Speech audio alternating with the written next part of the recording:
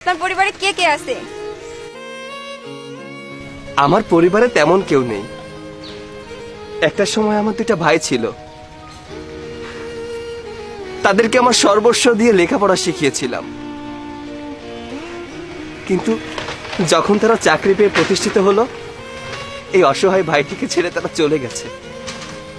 ইস, আপনার জীবনে তো অনেক কষ্ট। এমন ভাই যেন আর কারো না হয়। এই মিতাই, তোমার নাকাশ বলে চুপ করে থাকতে, চুপ করে থাকো তো।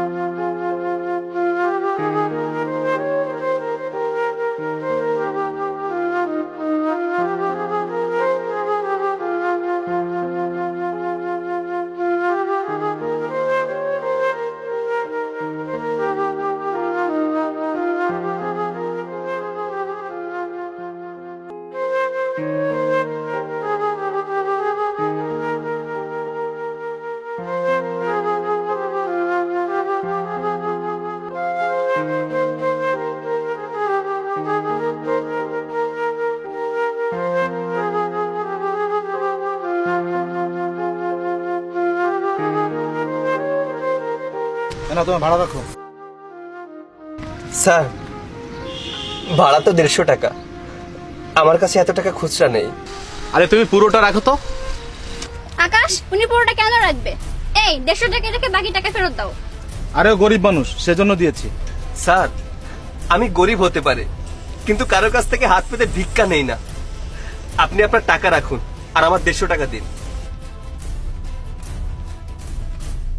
ভাবি, আপনি ওনার সাথে এমন করছেন কেন? গরিবরাও তো মানুষ, তাই না? মিতা, বড়দের মুখের উপর কথা বলতে এসো না। এই ছোট লোকদের প্রতি তোমার খুব মায়া বাড়ছে, তাই না? চুপ থাকো কিন্তু। এই যে ম্যাডাম, ছোট লোক কাকে বলছেন? ছোট লোক আমি না, ছোট লোক আপনি। আপনার মন মানসিকতাই ছোট। আপনি তো মানুষকে মানুষ বলেই মনে করেন না। কামরুল, তোমার সামনে কি ইনসাল্ট করতে, তুমি কিছু বলবা না? থাক, তোমার কিছু বলতে হবে না, আমি বলছি। ম্যাডাম থামুন, অনেক সহ্য করেছি। তোরা কি মানুষ নাকি পশু হয়ে গেছিস? আরে তোদের সুখের জন্য আমার নিজের সুখ বিসর্জন দিয়েছি। খেয়ে না খেয়ে তিলে তিলে তোদেরকে বড় করেছি। তোদের জন্য আমার একমাত্র ভালোবাসার মানুষটাকে হারিয়েছি। শুধু তোদের মুখের দিকে চেয়ে আমার সকল কষ্ট বুকের মধ্যে চেপে রেখে তোদের প্রতিষ্ঠিত করার জন্য দিনের পর দিন মাথার ঘাম পায়ে ফেলে কষ্ট করে গেছি। আর তোরা আজ এই প্রতিদান দিলি? ভাইয়া, আপনি এদের ভাই? কিন্তু ওরা তো বলে ওরা দুই ভাই।